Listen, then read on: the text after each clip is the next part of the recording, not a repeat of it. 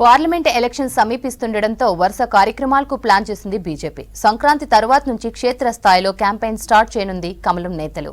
ఎన్నికల ప్రచారంలో వినూత్న కార్యక్రమాలు చేపట్టనున్న కాషాయ నేతలు గావ్-చలో బస్తీ-చలో, నవయువ ఓటర్ల సమ్మేళనాలు, street corner meetings, Viksit Bharat సంకల్పయాత్ర, శ్రీరామ మందిర దర్శనం ప్లాన్ చేస్తోంది.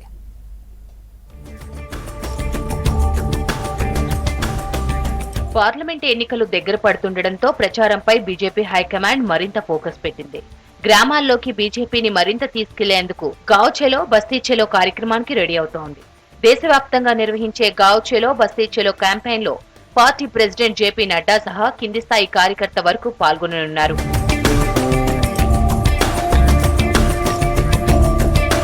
అటు రాష్ట్రంలోనూ పార్టీ స్టేట్ చీఫ్ నుంచి సామాన్య కార్యకర్త వరకు ఒకే రోజు అందరూ గావ్-చలో బస్తీ-చలో కార్యక్రమానికి అటెండ్ కానున్నారు.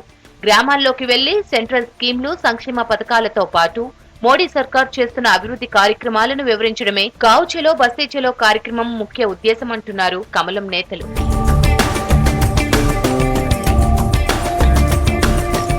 అటు 10 ఏళ్ల కాలంలో కేంద్రంలో మోడీ తీసుకున్న నిర్ణయాలు, గ్రామ అభివృద్ధి కోసం సెంట్రల్ ఇస్తున్న ఫండింగ్ ను ప్రజలకు వివరించనున్నారు బీజేపీ నేతలు. అన్నింటినీ చెప్పిన తరువాతే ఎంపీగా కమలం గుర్తుకు ఓటేయాలని కోరతామంటున్నారు బీజేపీ లీడర్లు.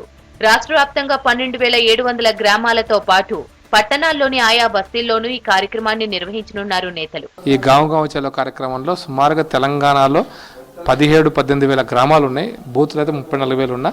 ప్రతి గ్రామానికి ఒక కార్యకర్త పోవాలంటే 15,000 మంది ఒక్కరోజే. అది కిషన్ రెడ్డి గారి దగ్గర నుంచి ఆల్ ఇండియా లెవెల్లో 3 రోజులు ఉంటుంది ఆ కార్యక్రమం.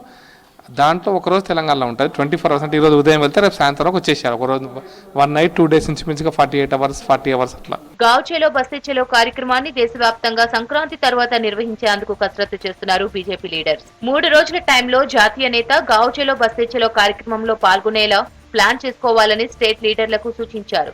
జాతీయ నాయకత్వ ఆదేశాలతో నాయకులు గ్రామాల్లో, బస్తీల్లో పాల్గొనే స్కెడ్యూల్ ను ఖరారు చేసుకుంటున్నారు. కేంద్రంలో మోదీ హయాంలో చేపట్టిన అభివృద్ధి కార్యక్రమాలతో పాటు స్థానికంగా పార్టీ బలోపేతానికి సంబంధించిన అంశాలపై ఫోకస్ పెట్టారు నేతలు.